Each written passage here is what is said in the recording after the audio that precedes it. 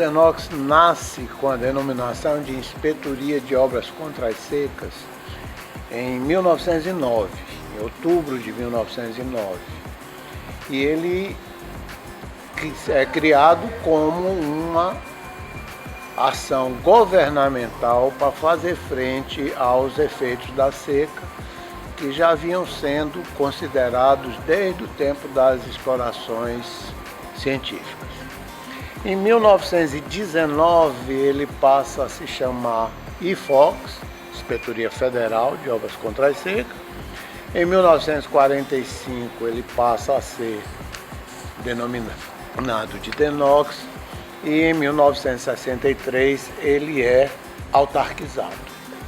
A coisa mais antiga que hoje ele está sendo cogitada para ser patrimônio da humanidade, porque já é um bem tombado pelo Instituto do Patrimônio Histórico e Artístico Nacional, já é um bem nacional, e existe hoje uma possibilidade dele vir a se transformar patrimônio mundial, é o Açude do Cedro. Que foi construído ali na época da Grande Seca, aí, aquela beleza de açude, com pedras importadas, com a mão de obra portuguesa. E na época até o próprio imperador dizia que se faltasse recurso para construir o Açude de Cedro, ele tiraria as pedras preciosas da coroa para ajudar na construção.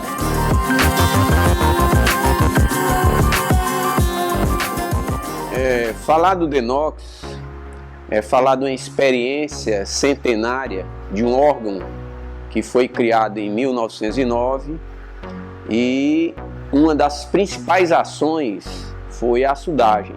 O que o DENOX fez com a açudagem, nós podemos dizer inclusive que o abastecimento da sede de Fortaleza, hoje da região metropolitana, se deve a uma grande obra que é o Castanhão, construída pelo DENOX. É exatamente o Castanhão que traz água para Fortaleza, para o Porto do Pecém, através de um canal de 250 quilômetros e que abastece a grande Fortaleza. Ainda hoje eu me orgulho de uma obra, a instalação da válvula de espessura do Oroz. O Oroz tem uma capacidade de acumulação de 2 milhões e 200 milhões de metros cúbicos. A instalação da válvula de espessura foi fundamental e ainda hoje é de extraordinária importância para a Fortaleza, porque é ela que está propiciando a liberação da água do Oroz para o Castanhão e o Castanhão para a Fortaleza. Eu aprendi muito a amar, fazer com amor esse trabalho de barragista, né? Que é um trabalho, de certa forma, não muito comum entre as mulheres. O que mais me chamou a atenção no Castanhão, quando eu cheguei à obra, era um ambiente de um canteiro de obras completamente masculino. Eram casas bem fechadas, em projetos ainda, e que abrigavam, na essência, somente homens. Era um canteiro de obras para homens. No entanto, a presença feminina estava muito forte nessa obra, não só pela coordenação da doutora Zita, a engenheira Zita Timbó, também pela presença da principal líder da comunidade, que era uma freira, a irmã Bernadette. A irmã Bernadette, ela tinha uma forma diferente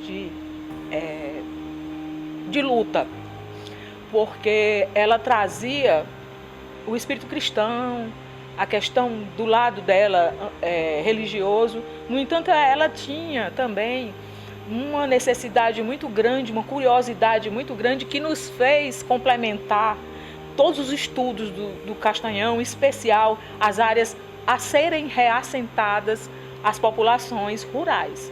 O projeto que entrou no Castanhão para ser feito, inclusive para os reassentados, foi muito menor do que o que saiu com a mão da irmã Bernadette. No dia 12 de fevereiro de 2004, eu cheguei na segunda DR, que hoje nós chamamos de SEST, e tinha um recado no meu birô, que a Raquel estava querendo falar comigo. Então eu liguei aqui para a administração central e ela pediu para eu vir. Chegando, eu perguntei do que é que se tratava. E ela disse, olha, você vai para o Castanhão.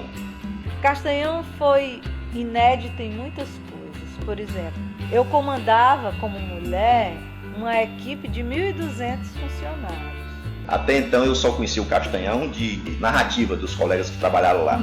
Eu não participei durante a condição. E eu perguntei, sim, eu vou para o Castanhão fazer o quê? Ela disse, olha, o reservatório está enchendo muito rápido, tem alguns animais morrendo afogados. Já chegou um comunicado à Presidência da República, à Casa Civil, e eles mandaram o Denox tomar providência. E nós precisamos de veterinário, como você é veterinário, nós vamos mandar você. Ou seja, foi uma mobilização enorme na região, né? Inclusive de pessoas especialistas, porque precisavam de especialistas na região. Os equipamentos eram grandiosos, tudo era muito grandioso no Castanhão. E, ao mesmo tempo, gerou emprego para todo mundo na região.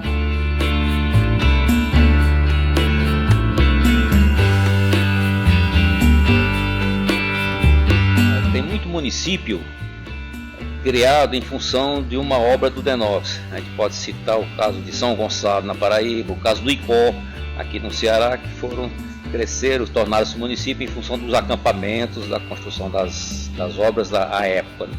Fizemos cerca de 56 açudes, pequenos açudes e barragens no interior de Piripiri. Um fato interessante quanto a esse trabalho, e voltando em Piripiri depois, uns 10 anos depois, uma pessoa pegou no meu braço e disse, você é o doutor Aloysio? Eu disse, sim. Senhora, eu quero lhe agradecer. E por quê? Ele disse, olha, nós hoje estamos bebendo e criando por causa daquele açude que você ajudou a gente a construir.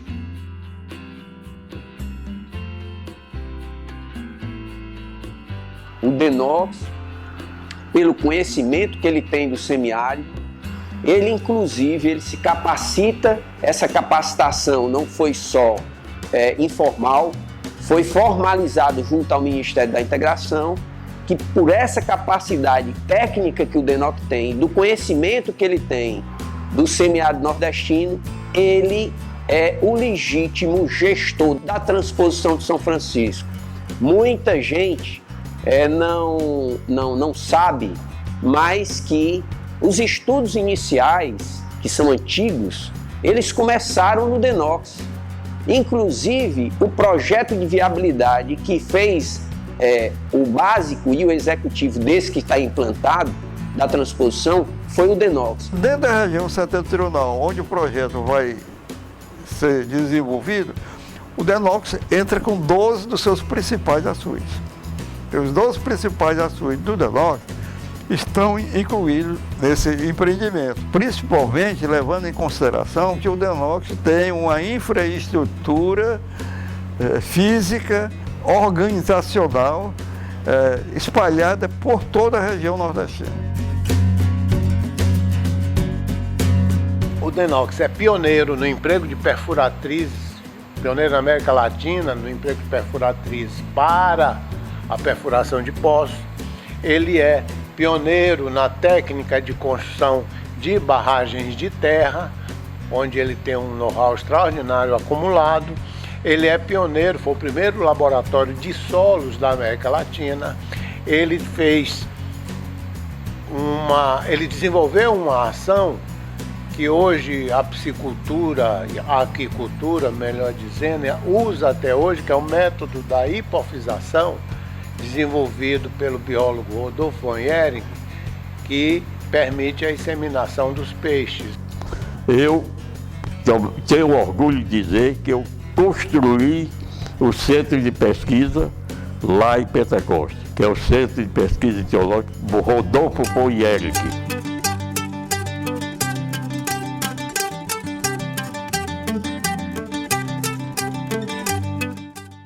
Toda essa história de piscicultura e Denox teve um início com as comissões técnicas que foram mandadas aqui para a região nordeste do Brasil na ditadura Vargas, o ministro de Viação e Obras Públicas, paraibano José Américo de Almeida, convocou para formar a Comissão Técnica de Piscicultura do Nordeste, convocou um gaúcho de nome alemão, chamado Rodolfo von Jering, e esse cidadão veio aqui para a região Nordeste, mais precisamente para Paraíba, em princípio, e juntou intelectuais daqui da região.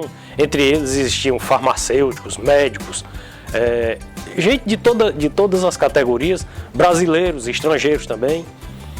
E essas pessoas se juntaram e formaram a dita Comissão Técnica de Piscicultura do Nordeste. Esses técnicos conheceram praticamente todas as espécies de peixe existentes na região Nordeste, e esse pessoal estudou com profundidade essas espécies e chegaram a desenvolver tecnologias tais como, por exemplo, uma que hoje é utilizada no mundo todo ainda, que é a metodologia de fazer os peixes se reproduzirem através de hipofização. O que é isso?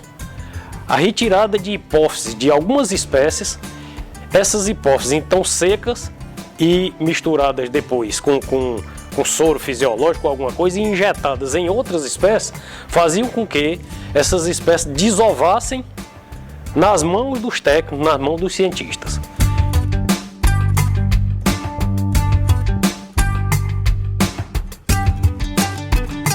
E eu quero dizer para vocês o seguinte: Denox, ele não só criado que foi para o combate ou a convivência com a seca, hoje ele tem ainda essa missão. Eu muitas vezes, nas viagens que eu faço, muitas vezes aquele que é atendido com o pouco de água que chega, ele reconhece.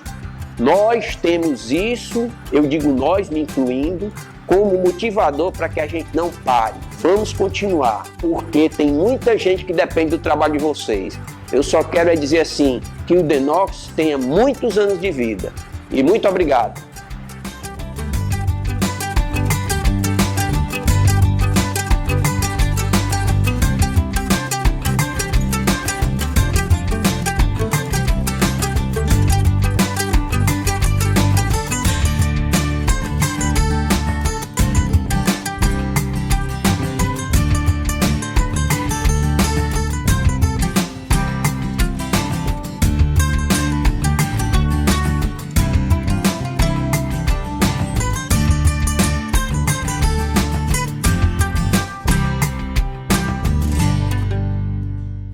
Quando chove, o homem é rei. Quando não chove, é mendigo.